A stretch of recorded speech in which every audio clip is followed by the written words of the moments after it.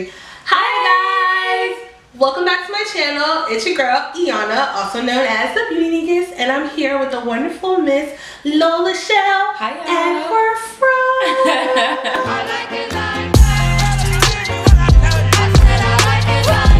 So today, we're going to be talking to you guys about experiences today. Lola had a very special experience at a fashion show that she attended a few days ago. So she's gonna talk to you guys about it, and I am going to be doing her makeup. So Lola, give the people a rundown of my latest experience. Yes, exactly. What? Give them like a little run through, like a background of what it is we're even talking about right now. Okay, so I had an interesting experience being in South Florida at a recent show, and it's very, I won't say popular or rampant, but it's very common, that's the proper word, to be a model of color and not be afforded the luxury of having a trained artist or stylist who can manage your features, whether that be your skin tone or your hair type. So being a model of color, this is what I tell every model of color, especially, but models in general, know how to deliver a look on your own. So with having this like knowledge in hand, whenever I do shows or even sometimes shoots, I will come with everything with me, like everything that I would use if I had to do my own face, even though I'm not a professional. It's not a look without lashes, so I learned how to do my lashes very early. And then I have like several options for like foundations, whether it be like my exact color or something that's gonna last, like if there's like heavy lighting, or something that's just gonna have like a full coverage, whatever the case may be. I know how to pack it in my bag and be ready to go with a couple of lip options. I was not prepared for what was going to happen. As prepared as I thought I was not prepared. I get there at 6 o'clock. Call time was, I think, 2 o'clock. So I get there 4 hours late. But surprisingly, I'm still ready to go. Right. Have my clothes. At 6:30, they were still working on models from the second designer.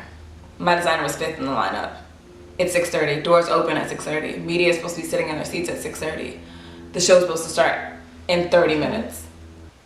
Mind you, backstage, I'm still trying to figure out who's gonna do my makeup. There's only 5 artists. For like everybody. For like 50 models at this point. Yeah, basically, it might as well have been. A model who recently got her face finished. And I only mention color because it's important to, It matters. It's important to... Don't be sensitive, y'all. Okay, it freaking matters. Black girls be going through, especially black models, like they be going through. So sit your sensitive ass down. A model just got recently done. She happened to be a fair skin model. She was probably, she spoke another language, so I just assumed she was like European. She just expressed to another model that I happened to be having a conversation with that she had to redo her whole face. Mind you, this model just left getting her makeup done. They blackened her eyebrows. They made them like a half of an inch too thick. So they were too thick for her face. They were thicker than her like natural brow, and not like it for like a cool like Instagram feel. Like it was just like, no, Too much. It was too much. They lopsided her contour. So she had one cheek contoured down here, one cheek contoured up here, and they didn't necessarily blend it out the best either. Oh, wow. So she's just like, I'm just gonna basically wash off my entire face. Now mind you, and you can correct me if I'm wrong, in a beauty school, like the precipice of what you do most of your work on is white or blank faces. Yep. If you can't get your artistry together on white pieces of paper, what you gonna do when the paper has color? How does that even work? Hyperpigmentation, fucking all type of shit. What are you gonna do? I don't know, like what? Yeah. So at that point, I made the resolve, and so did several other models of color. We have to get ourselves together. Ahead of time. Like immediately. Like we gotta do it like now. Cause it's now getting to be 7:30, 15 to 30 minutes after, 15 minutes after the first designer was supposed to walk, 30 minutes after the show was supposed to start, and we're still sitting there with a bare face. I was not having it. Now, jumping in time, but keeping in the same, basically, space. The next day I came, I was scheduled to come from 6:30 till my set was over, which was supposed to be at like 8/9 o'clock. So that was gonna be 2.5 hours of work. Real easy peasy. That day was still delayed, and nothing improved with the situation of makeup. Now what I will say is, because I came like already prepped, because I had already experienced what happened the day before, the only thing that I didn't have on my face is eyeliner. I can't do eyes. I can't do eyes. I can't do eyeliner. I'm not equipped yet. Eyeliner smells fear, and I'm always afraid. So yeah, that doesn't always work out. But I had an experience where a makeup artist was doing my face, and she had to do my wing liner. And I'm thinking it's gonna be like awesome, because you know, she said she has OCD and she likes it to be perfect. I'm just like, okay, I'm glad I sat in your chair. So I sit down, I close my eyes, because you can't do liner with your eyes open. I don't think she's equipped to do that. Right. So my eyes are closed, and she puts on the liner and she starts cleaning it up with a Q-tip. It's a totally natural thing to do. Right. If you have a Q-tip. Right.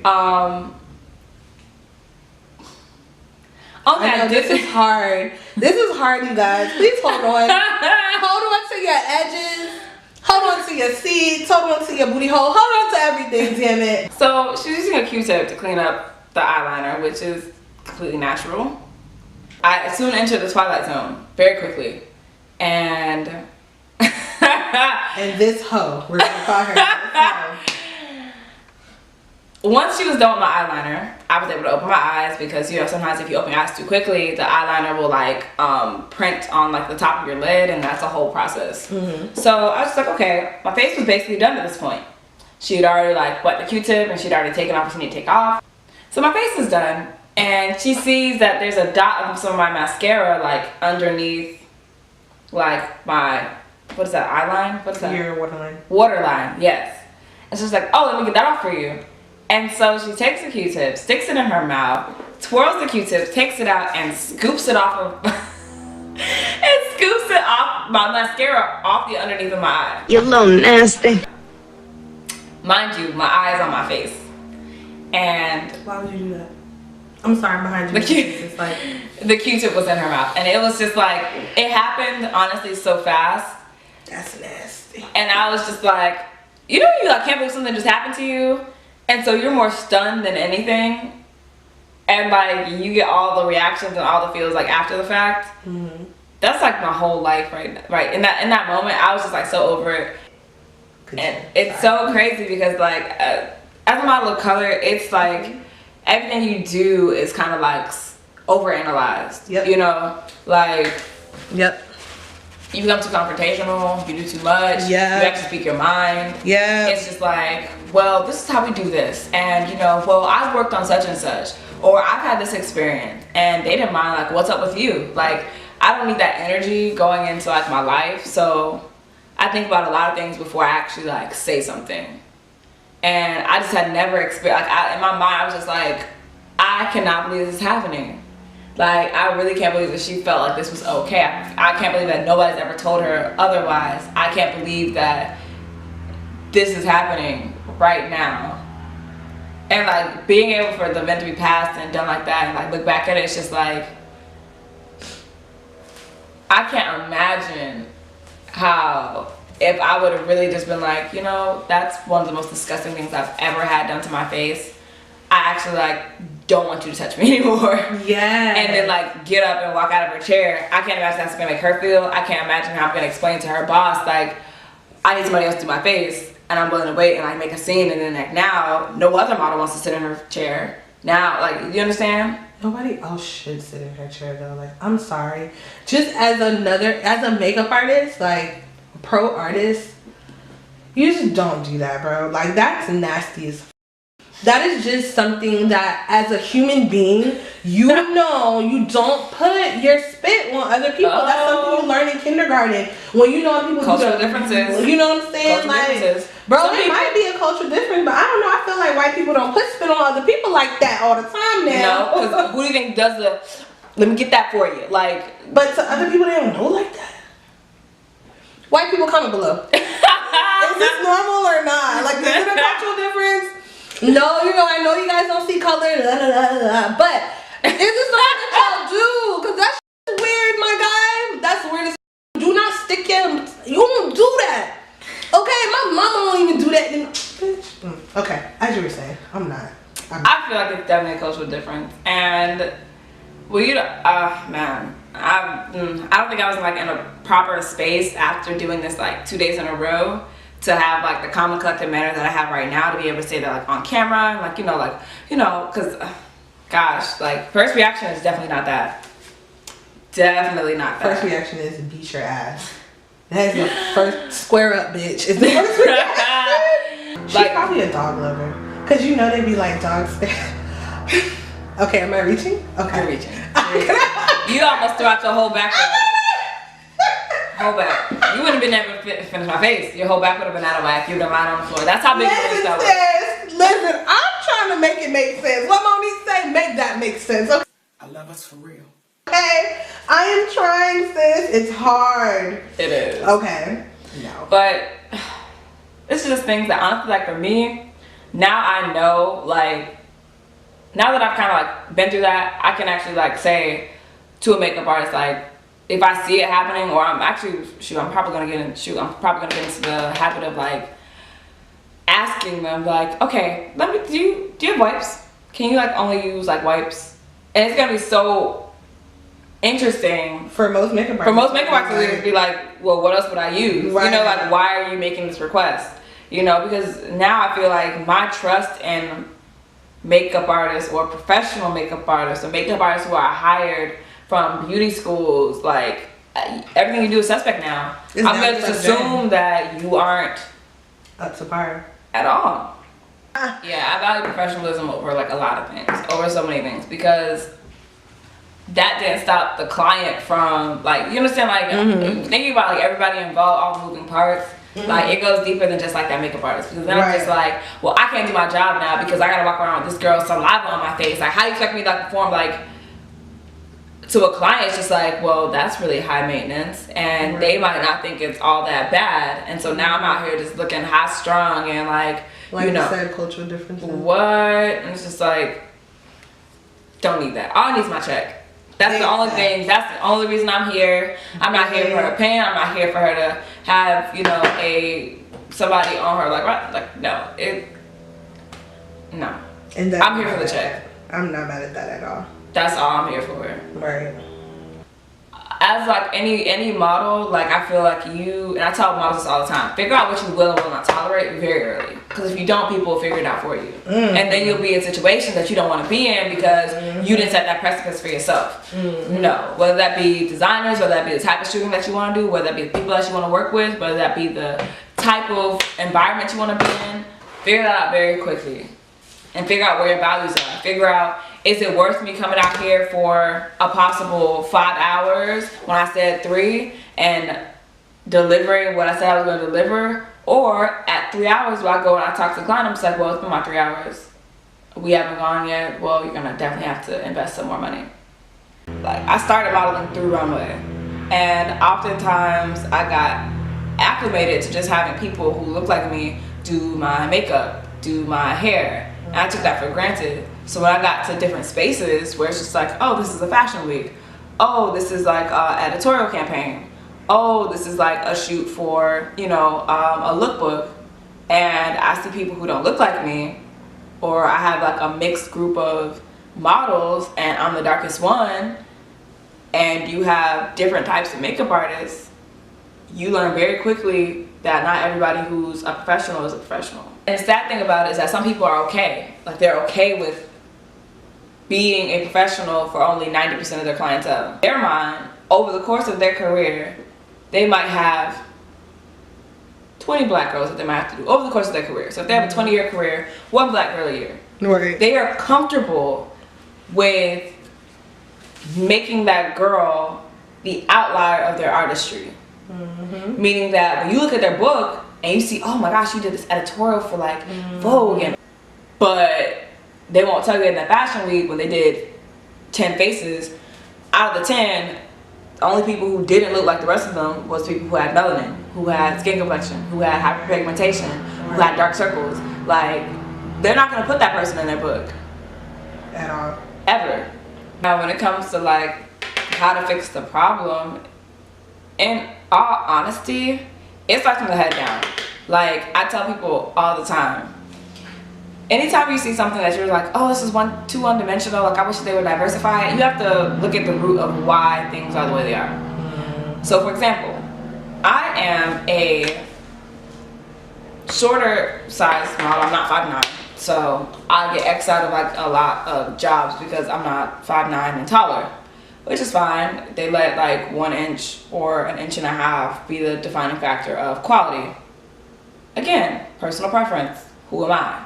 You know? So because I'm not extremely tall, I get X'd out of a lot of opportunities. Now there's a lot of quality models of different heights.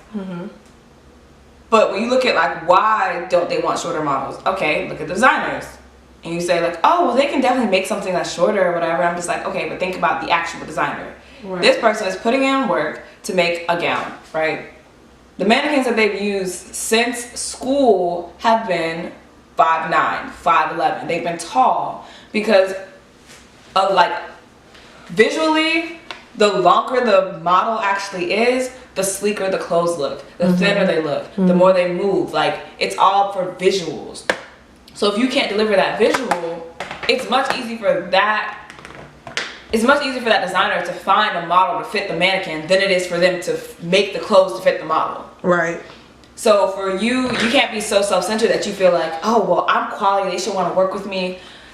That might be all well and good, but you got to think about the work they're putting in behind the scenes. Now, if you hit a whole Kate Moss where it's just like you're a supermodel and you happen to be 5'7", and now people are tailoring their garments to you, but it's what you bring to the set. You're a supermodel. You work with this. You work with this person. You work with that person. You have a whole base behind you. It's another layer to that. So now it's just like, I'm not just modifying my clothes so that a shorter model has an opportunity. I'm modifying my clothes so that I get the opportunity to work with a shorter model of quality. So when you look at like the root of things and why things are occurring, that's how you get to fix it. How do you get makeup artists to be more skilled in working with people of color? You actually maybe hire makeup artists who are people of color to teach classes on how to work with different skin tones, or you actually hire a instructor who has worked with a vast portfolio of models and can give you the tools you need to work on people of color. You can actually have exercises where you're not painting on a blank face or a blank canvas, but actually of somebody of color. It all starts with your education in school. Everything that we learned were about white people and techniques for white people. Granted, they're the vast majority of people in America, so clearly the things that we learn and the things that we see are definitely going to be centered around them. But it's 2018 and black women spend billions of dollars in makeup and skincare alone. So why is it that we're not being thoroughly represented in education of beauty, and why we're not being represented in educations of hair? Like, I'm still not understanding and getting it. Like, the movement is happening. Shea Moisture is a thing. Like, fuck. I feel like until there's a change in the way that beauty schools teach their curriculum, there's really not going to be a significant change in the way that artists who are not of color go about makeup. And don't get me wrong, some artists of color definitely, or that are not of color, they definitely get out here and try to learn how to do black faces. And I've had an experience with that as well, and I was open to it. One of my my ex Mac girl, she used to get tried at our Mac counter all the time. Shout out to you, Emily. I'm gonna tag you in this video. But she used to get tried all the time by the black ladies at our counter, and I used to have to vouch for her, like, nah, she's actually really good. She could do black girls better than a lot of these black girls could do black girls. So if you try to sit in anybody's seat, it's not my seat. But if you're trying to sit in anybody's seat, it should be her seat. You know what I'm saying? Like, she's actually bomb.com when it comes to melanin skin. And there's a lot of white artists who take that time to be better and to do better. Shout out to y'all. Yeah, shout out to y'all. But those of you who don't, like, shame on you. Shame, shame, shame. Like, you gotta start from the root on a lot of things. If you ever want to see a change, don't hack at the leaves. hack at the actual base of the tree. And the base of the tree comes in education, it comes in actual companies who produce makeup, you know. Shout out to Rihanna and like Fenty Beauty, because when nobody else was doing it, definitely did her best to represent women who weren't being represented. And then everybody saw the vision and started to copy, you know. But it has to start with somebody being able to say like, yo, this is important, these people, this is what they need, see a need, feel a need, and actually do it well. Don't just do it because somebody else is doing it and half-butt it. Literally. I like how you said half-butt. Yeah. And if you can't get to the roots, then start some roots yourself, you know, grassroots everything. Right. You know, if you feel like people aren't, if you feel like, for example, in fashion, if you feel like, oh my gosh, you know, nobody ever gives models of color a chance, you know, people won't work a campaign with me or whatever, start your own, do mock-ups. What? If you feel like, man, you know, nobody knows how to do my hair and things like that, go out and figure out how to do your own hair, you know?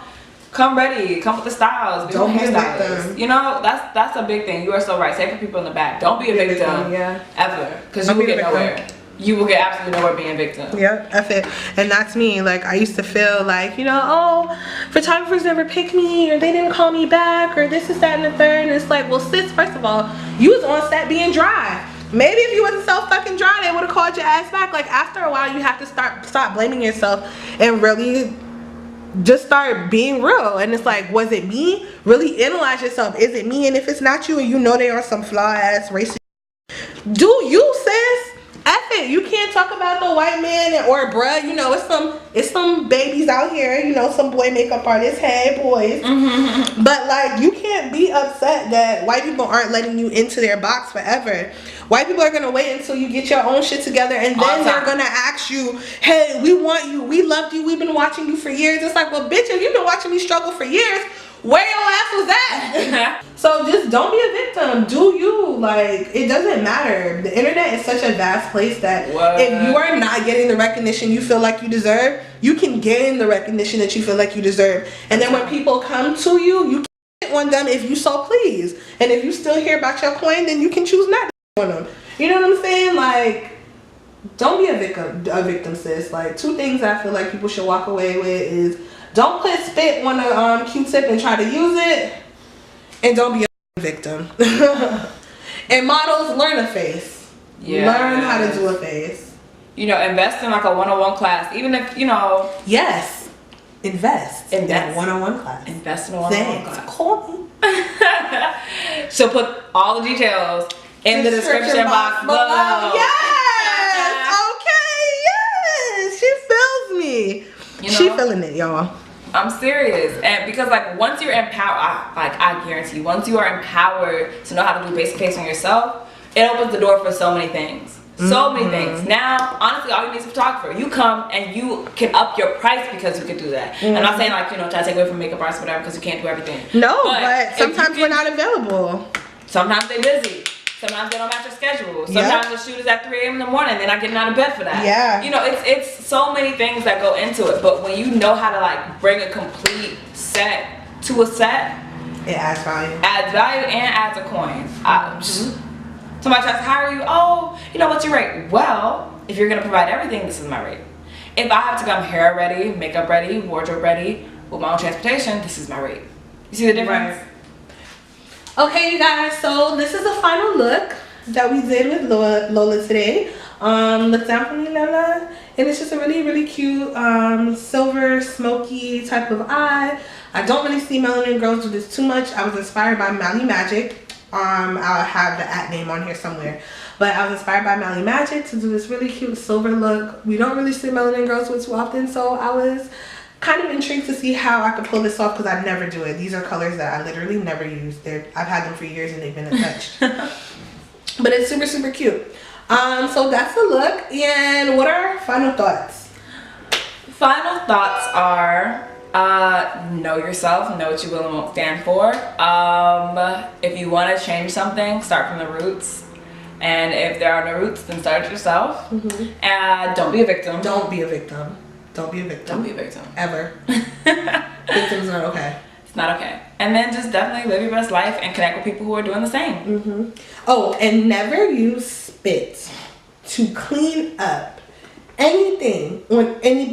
You can find Lola on Instagram at LolaChel _ and then on YouTube you can find me just LolaChel, so LOLACHEL, and then you can also check out everything on my blog at LolaChel LOLACHEL.com. Word. And it was really fun. I had fun talking to you this whole time. And you talked about a lot of stuff. I hope you guys found this fun and entertaining. If you do like these type of videos and you want to see more videos like this, I don't know why my phone keeps going off.